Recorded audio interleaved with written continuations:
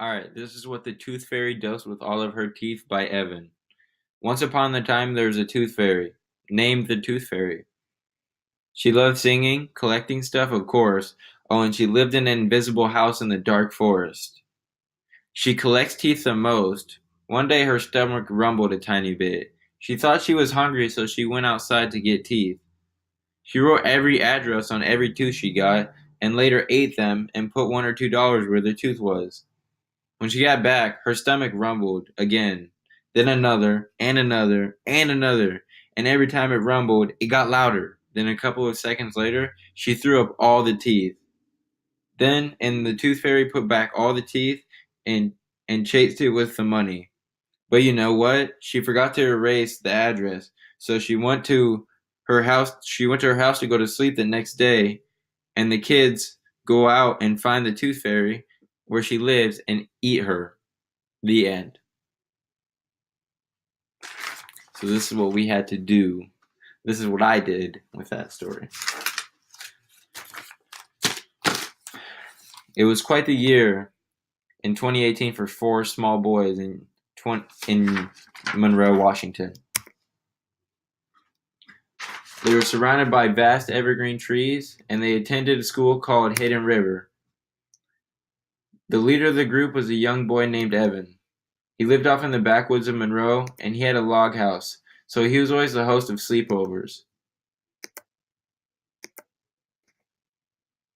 His right-hand man was Nelman. Nelman and Evan became best friends in the first grade after one trip to the Seattle Zoo. They had got paired in the same group, and Nelman had talked Evan into playing sharks and minnows in the lion's den. Luckily, their chaperone had caught them instead of the lions. Also in that group was a boy named Alex. He didn't talk much at the time, and he was kind of shy, but as they got older, he started to talk. But he was kind of rude at times. The boys accepted him because he was always willing to go on an adventure, as the boys loved to do. And the youngest of the group was Evan's little brother, Vern. He was going into elementary school and just entering kindergarten. He is scared to be away from home and is just always nervous about going into so-called scary places on adventures. Alex and Nelman both live in the same neighborhood a few minutes away from Evan and Vern's secluded log house. So they would all meet up at the creek each morning and walk their special trail to school along the riverbank. They would all return the same way each day after school, and usually go to Evan and Vern's house to hang out after school. But this one day would change their lives forever. Walking home, Nelman suggests to the guys, "Hey, let's take the dark forest shortcut." Vern stopped walking and started out, The dark forest?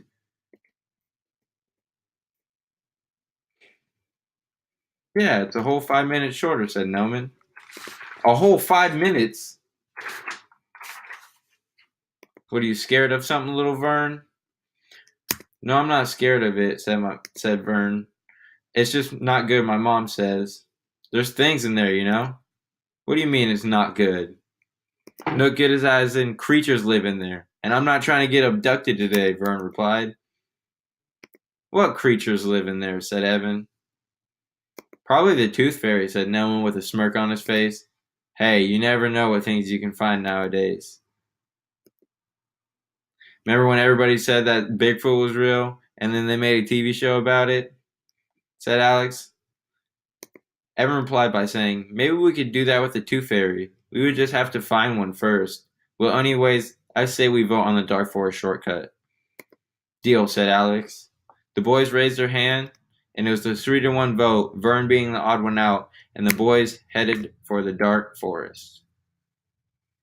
Entering the dark forest, the trees were as tall as towers, and the sun slowly started to fade away through the vast evergreen trees.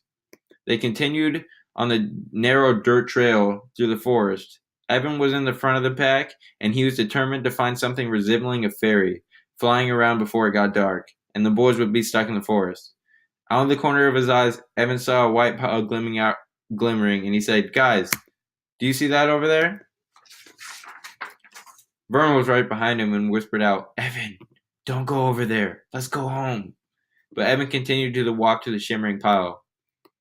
Alex shouted out from behind the group, "Evan, you know what kind of stuff is out here. We shouldn't stay out here too long." As he said that, Evan reached the pile and said to the group of guys, "Guys, look what's over here. It's teeth." Nelman laughed out. "Ha ha, you really think we believe you found a heap of teeth?" But as the group walked over to Evan, they found that he was telling the truth, and besides the teeth was a tooth fairy bag. The boys had only thought tooth fairies were fantasies and not real, but here they were, standing in awe to discover that the tooth fairy was real. "What should we do?" said Evan. "We should go home," said Vern. "No, why would we do that?" "I don't know. I think we should take this money and split it up and buy a mall." "Well, I think Mom would definitely notice," said Vern. So that's what the boys did.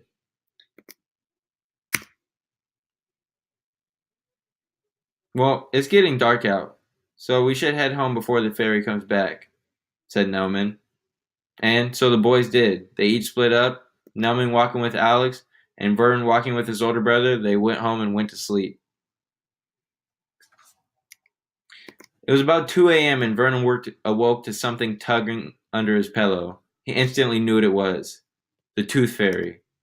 He waited until he saw the fairy at the window preparing to leave, and he sprinted to go wake up his brother Evan. "Evan, wake up, wake up! The fairy's in my room," said Vern. Evan wiped the sleep out of his eyes, and both boys sprinted upstairs to Vern's room, and to their surprise they caught a glimpse of the fairy jumping out of the window. "Grab the flashlight," Evan said. Vern sprinted to his bed and grabbed his toolbox from under his bed and scattered everything out on the ground in search of his flashlight. "Found it," said Vern excitedly. He clicked the flashlight to turn it on, but it wasn't working. "What the heck? Where did my batteries go?" shouted Vern. "Oh, last week the controller died when I was playing Fortnite, so I had to borrow some," replied Evan. "Don't touch my stuff," said Vern. Okay, crybaby. "The remote is on the Xbox. You better hurry up before the fairy gets away," said Evan. Vern rushed over to the Xbox and the remote was not there. "It's not here," he replied. "Oh yeah, I got upset, so I threw the controller at the wall. It should be laying down somewhere over there." Vern once again ran over to the remote, and he found it, but the batteries were scattered on the floor, and the controller was broken. "You have to buy a new controller since you broke it over a dumb game," said Vern. "I will, just don't tell Mom and hurry up. The fairy is running down the street." Vern snapped in the batteries, and both boys rushed down the stairs out the front door as quiet as they could, so they wouldn't wake up their parents. Evan slowly closed the front door, and then both brothers dashed off the front porch in pursuit of the fairy. Running down the street, the boys saw the fairy. It was about the size of a human hand, and it was fast on foot, but as it began to fly, the boys stand there in awe of it. "I don't believe it," said Vern. "We have to split up," said Evan. "Why would we do that?" "Do you know what time it is?" Vern replied. "Because if the fairy came for the teeth you had, it must be on its way to get Alex or Nelman, and we won't be able to both be at the same place at one time," said Evan. "Okay, well, we can split up when we get to their neighborhood," replied Vern. "Alright, they live in the redwoods, right?" "Yeah, I think it's about a 15-minute walk or a 5-minute run, and I'm not trying to stay out here too long, so let's get to it," said Vern. The boys ran alongside each other on the Lake Tide Trail and were on track for the redwoods where their friends lived. They were running so fast that they got to the redwoods in less than 5 minutes, and they were both surprised, but you could say the darkness gave them a stamina and speed boost. "Well, we got here fast," said Evan. "Yeah, we did," said Vern. "Alright, we need to split up now. I'll go to Alex's house, and you go to Nelman's house. Nelman's house is down the street and around the corner on the left. It's a dark blue house. If you see the Tooth Fairy, grab it and put it in your backpack if you're able to," said Evan. "Alright, but what if the fairy isn't at Nelman's house?" asked Vern. "Then come to Alex's house and help us out, because it will most likely be there if it's not at Nelman's. If the fairy doesn't come to Alex's house, then we will come to Nelman's and help you guys out," said Evan. "Alright, sounds good, brother. Be safe," said Vern. "Same to you, Evan." The boys shook hands and ran off in opposite directions in pursuit of the Tooth Fairy and their friends. Vern was sprinting down the street looking for Nelman's house, and he could not find it at all. To save his life, he kept on asking himself, what color was his house? Was it purple? Yellow? Evan would kill him if he couldn't find his house. But to his luck, he saw Nelman's dad's Prius out front, and he found their house. How should I get to him? Vern asked himself.